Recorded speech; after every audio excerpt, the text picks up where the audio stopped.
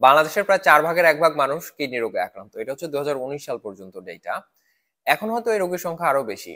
তো আমি আজকে 6টা লক্ষণ বলবো, যে লক্ষণগুলি যদি আপনার মধ্যে থাকে তাহলে আপনি ডাক্তারের শরণাপন্ন হবেন এবং ডায়াগনোসিস করে নিশ্চিত হবেন যে আপনার মধ্যে কিডনি রোগ আছে কিনা। যদি থাকে তাহলে চিকিৎসা নেওয়া শুরু করবেন। নাম্বার 1 হচ্ছে প্রস্রাবের সাথে ফেনা ওঠা। এটা কেন হয়? কিডনির কাজ কি? রক্তকে ফিল্টার করে ময়লা আবর্জনা এবং কিছুটা পানি বের করে দেয়া। এখন চিন্তা করেন, আপনার ছাকনিতে যদি কোনো গর্ত থাকে বড়, সেই গর্ত হয়ে কিন্তু আপনার রক্তের যে প্রোটিন গুলো আছে তারাও কিন্তু পাস হয়ে প্রস্রাবের সাথে বের হয়ে যাবে। তো যখন প্রস্রাবে প্রচুর পরিমাণে অ্যালবুমিন বা প্রোটিন যাবে, তখন ওই জায়গাটাতে একটা ফেনার মতো তৈরি হবে। এটা কেন হবে? আপনি যদি কখনো ডিম ফেটে থাকেন বা ব্লেন্ড করে থাকেন, তাহলে আপনি কল্পনা করতে পারবেন ওই জায়গাটাতে যেরকম ফেনা ওঠে আপনার প্রস্রাবের সাথেও সেরকম ফেনা উঠবে।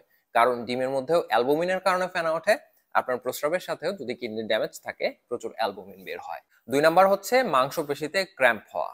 এটাকে আমরা অনেক সময় বলে থাকি রগে টান লেগেছে বা মাংসপেশিতে টান লেগেছে, এগুলো বলে থাকি। এটা হওয়ার কারণ কি? কিডনির একটা গুরুত্বপূর্ণ কাজ হচ্ছে শরীরে ইলেকট্রোলাইটের একটা ব্যালেন্স রাখা। ইলেকট্রোলাইট কি? এই যেমন ধরেন ক্যালসিয়াম, ফসফরাস, পটাশিয়াম, এইগুলো।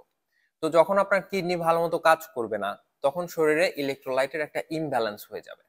তো ইমব্যালেন্স যদি হয়, যেমন ধরেন ক্যালসিয়ামের ঘাটতি হয়ে গেল বা ফসফরাসের একটা এলোমেলো হয়ে গেল, তখন এটার জন্য আপনার মাংসপেশিতে ক্র্যাম্প হতে পারে। 3 নাম্বার হচ্ছে এই যে চোখের নিচে যে জায়গাটা, এইখানে বা এইখানে নিচের পাতা বলে অনেকে, এইটা ফুলে যাওয়া। তো এটা অন্য কারণেও ফুলতে পারে।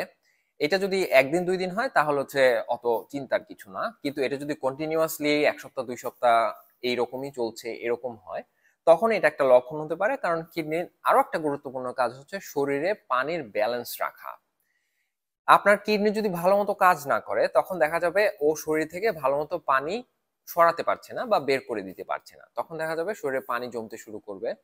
তো তখন আপনার এই চোখের নিচের এই জায়গাগুলিতে, অথবা অনেকের দেখা যায় পাও ফুলে গেছে, এরকমও হতে পারে। তো এটা কিডনি রোগের একটা বড় লক্ষণ।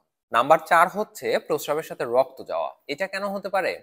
যেই কারণে প্রস্রাবের সাথে প্রোটিন যেতে পারে, নাম্বার 1-এ বলেছিলাম, সেই সেই কারণেই আসলে প্রস্রাবের সাথে রক্তও যেতে পারে। তবে এটা আসলে আরো অন্য রোগের কারণেও হতে পারে, যেমন হচ্ছে আপনার টিউমারের ক্ষেত্রে এটা হতে পারে, অথবা হচ্ছে কিডনিতে স্টোন যদি হয় সেক্ষেত্রে হতে পারে, অথবা ইনফেকশনের কারণে হতে পারে। 5 নাম্বার হচ্ছে বারবার প্রস্রাবের বেগ আসা। এটার কারণ কি?